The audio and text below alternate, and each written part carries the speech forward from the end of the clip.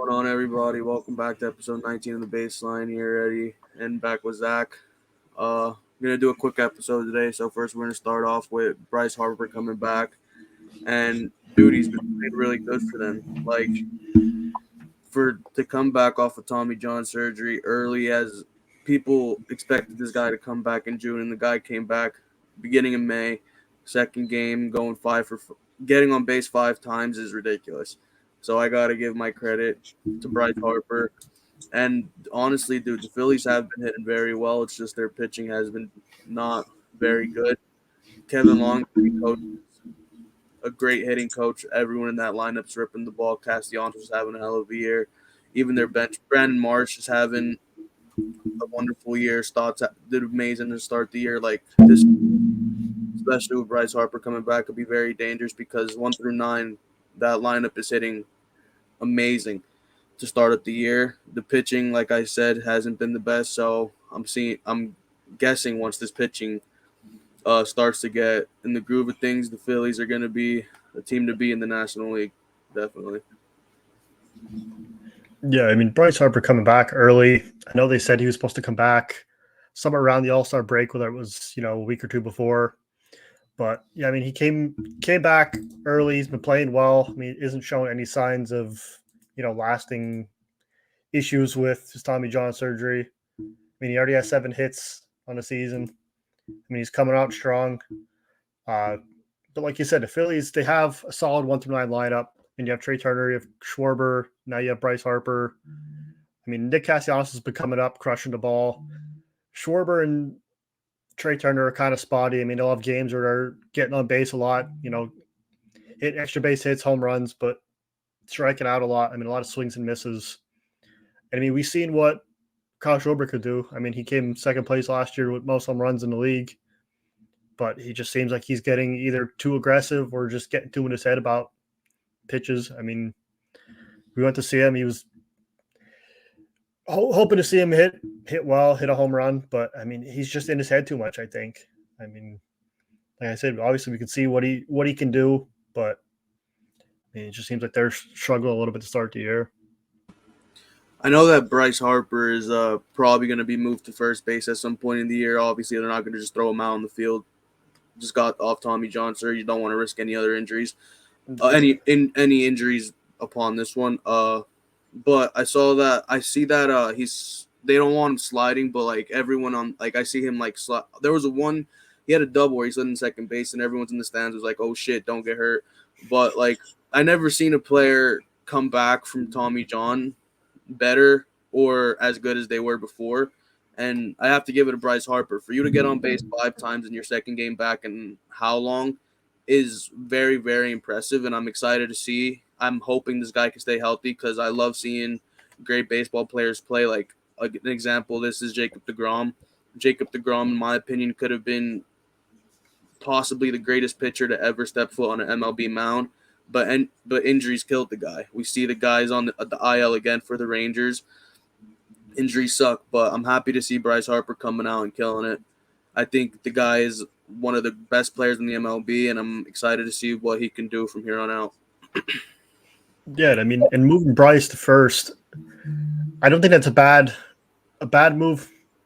I mean, they lost Rhys Hoskins. I mean, obviously he was one of the better hitters in their lineup. I mean, came up really, really well at the end of last year.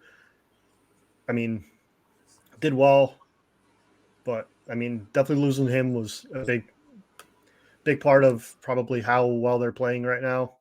I mean, the amount of wins they're getting, but I mean, you bring Bryce Harper back if he's feeling healthy. They feel confident with him. Use him there for a little bit.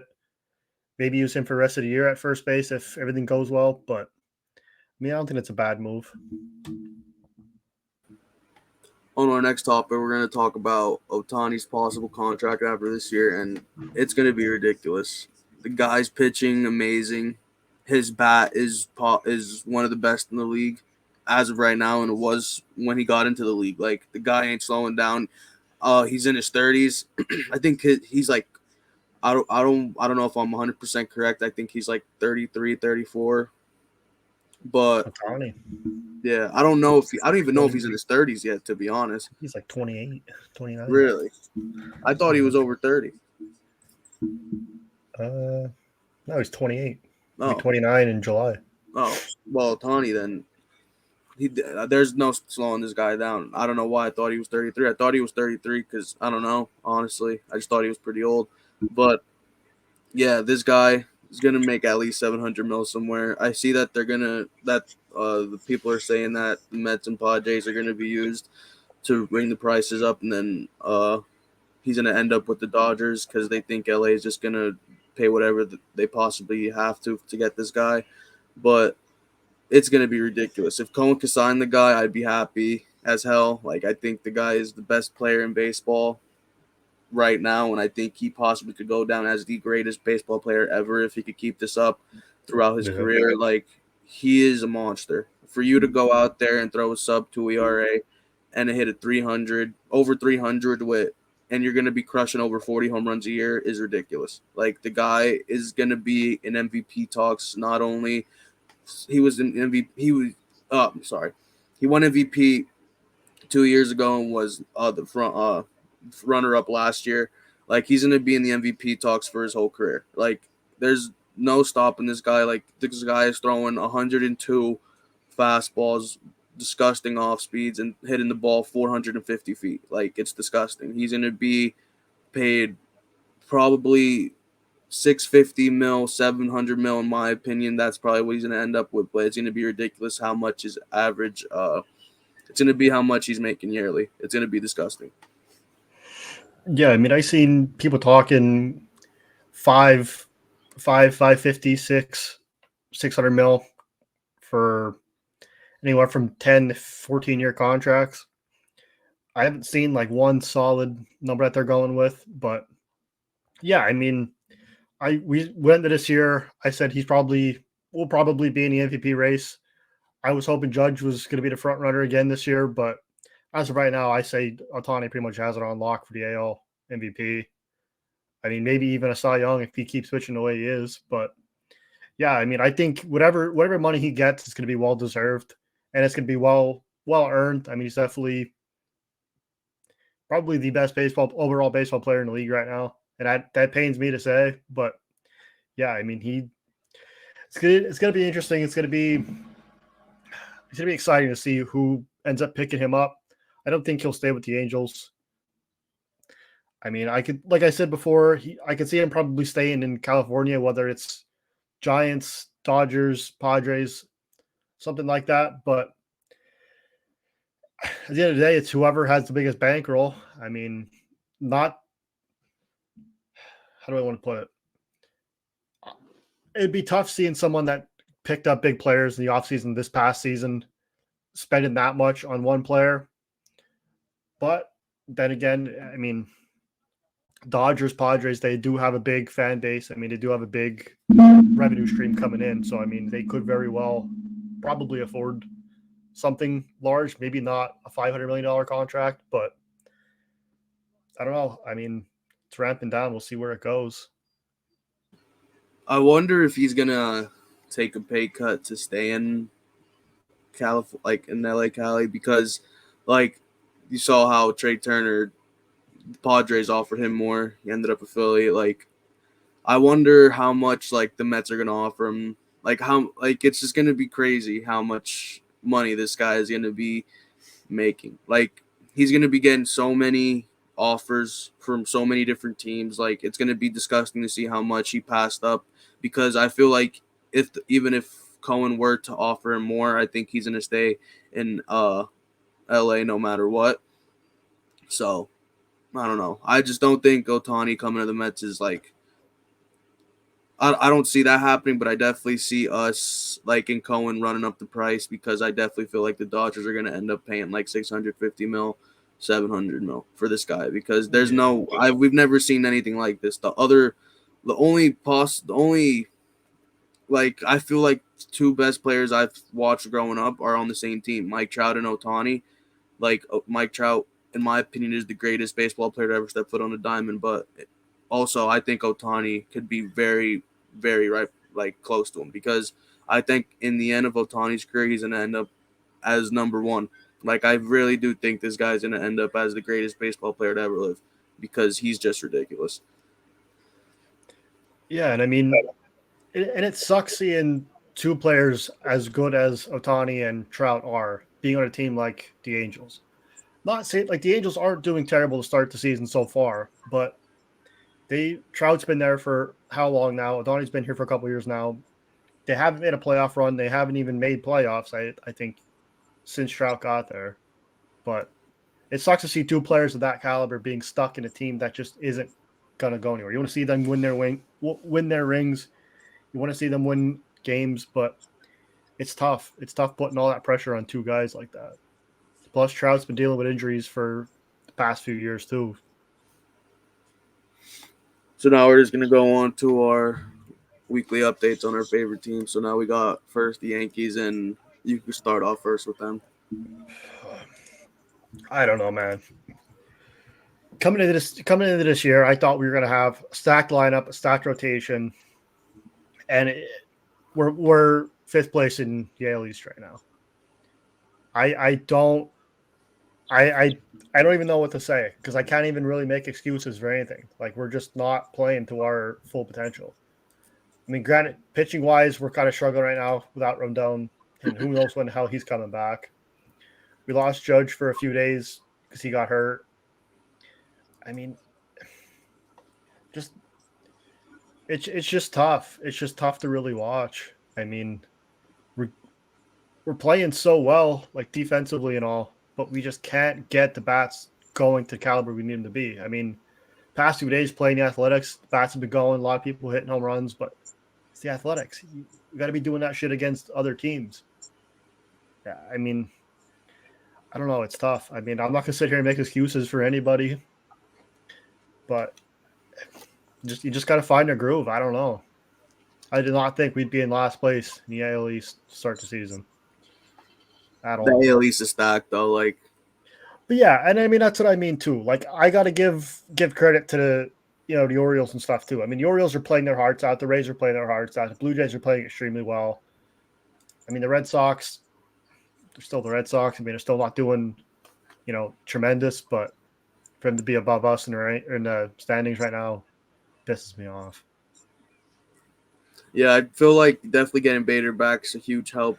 Bader is a monster. Since he's been back, he's batting almost a 500. Already has Yeah, 3 home runs, I believe. He had a 3-run home run today, earlier against the Athletics. Like Bader is one of the best center fielders in baseball, and having him back is going to be huge, especially when Judge came back yesterday. yeah, So especially when you have your full outfield. And like you said with Rodon, I saw that he has chronic back issues. Who the hell knows when he's gonna be back? But like we said before, like just keep the guy out until he's fully healthy. You don't want to rush the guy. You have Garrett Cole's pitching, who's pitching really good. Who's the best pitcher in baseball, in my opinion. He had a rough outing the other day against the Rays, I believe, but his ERA is still at a 1.3 something. So like yeah. I mean Garrett, you're gonna have bad outings, but I mean he's still pitching lights out regardless. yeah. I mean, I'm not going to let one game say, "Oh, well, Garrett Cole's done for the year now." Like, it happens. Yeah, Garrett Cole is probably the best pitcher in baseball right now. Like, I hate to admit it, but I feel like he's probably going to end up winning AL Cy Young if he can keep it up at this pace.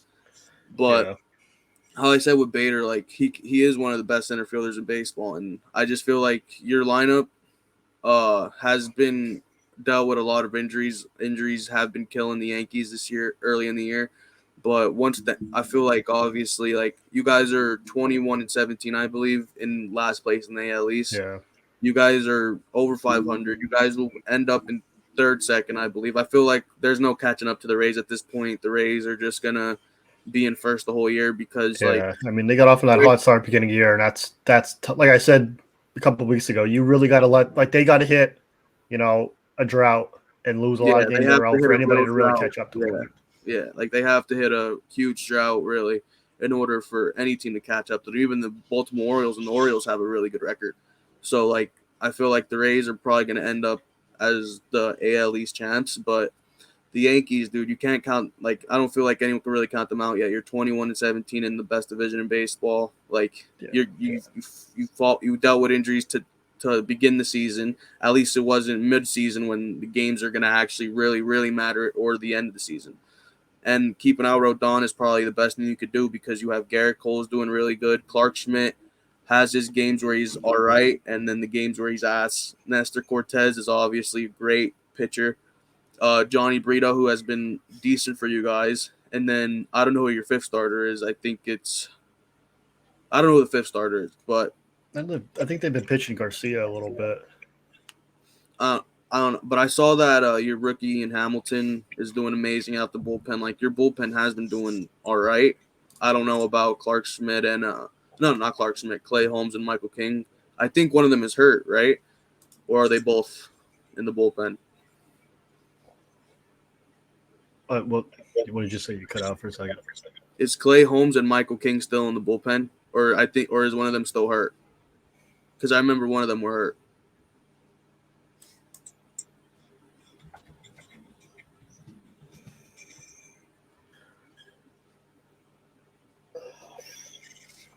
Yeah, you keep but no, I mean, bullpen wise, it's tough. I mean, last year we relied on Clay Holmes a lot too, and I mean, we're not trying to put that pressure on him again this year. I mean, Loaiza gets hurt. I'm not sure when he's coming back. It might be soon, but I mean, that's a big loss for the bullpen as well. Because I mean, I know they utilize him a lot in a lot of games. I mean, he's usually pitches pretty well. So I mean, losing him is probably hurting us too, though. With I feel like what I said, like the Yankees are gonna be, probably at the end of the year, I think the Yankees are probably gonna be the third seed, like the third place in the AL East, because in my opinion, the Orioles are gonna be very good. They're gonna keep this up. Like, Jorge Mateo is one of the best shortstop in baseball. Ali Rutschman's the best catcher in baseball, in my opinion. Like, the Orioles and that whole AL East is gonna be very good. Like, that I wouldn't be surprised if 4 teams out of the 5 make the postseason, to be honest. Like, it's going to be ridiculous. Yeah, I mean, like I said, coming into the season, I kind of seen the Orioles being second, third place.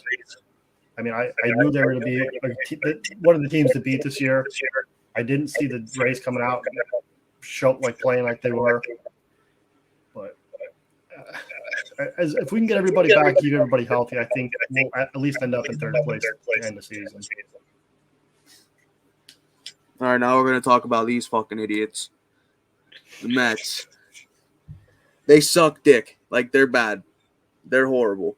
Like, there's no other way to put it. We had 13 games where we played the Nationals, Tigers, Rockies, and the Reds, and we're 1-7. We suck. We blow. Like, there's no reason that we should lose 7 games of 8 to those teams. It's ridiculous. Like, it's ridiculous. Max Scherzer's pitching through injury.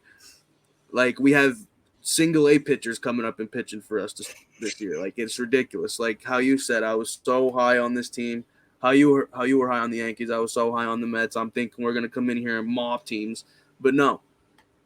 We have Tomas Nido still catching for some reason. He still catches some games. We have Daniel Vogelbach as our DH who can't hit anything unless it's a useless solo home run. Francisco Lindor is our $300 million player, and he can't win games by himself. Like, it's ridiculous. When you pay a player $300 million, you expect them to go out there and win games on their own. If it's a 1-run game, 2-run game, that player needs to go out there and do something. Francisco Lindor doesn't do shit for us. He's an asshole. Like, we all suck. It's ridiculous. Like, I would honestly put the B team Wildcats on a field versus the New York Mets, and I promise you the B team Wildcats would give them a game. Like, it's ridiculous. The Mets suck. They blow. Like, it's pissing me off. Brandon Nimmo is the only one that cares on that field at all time. He's the only one that goes out there every day and cares. Like, it's ridiculous. Pete Alonso is a fat piece of shit. He's horrible. Tomas Nido, if you type in useless on Google, his fucking face will show up. Luis Guillorme is dog shit. Francisco Lindor's a bum. Mark Hanna could rot in a hole, and I wouldn't care. Like, this whole team is horrible. It sucks. Dick. Like, wow, I hate this team. I hate them. Both going through it this year. It's a horrible time for New York baseball, I'll tell you that. Horrible. And just think, a couple weeks ago, we were hoping for a New York fucking World Series. I know. And now the Mets ain't making the playoffs, dude. The Mets ain't making it. No way. There's no way they make playoffs, dude. I'm gonna freak the fuck out. All right, well, that's the end of this episode before I fucking flip out because this team sucks. So, thank you guys for watching episode 19 of The Baseline. Tune in for episode 20 next week. Have a good one, guys. Peace.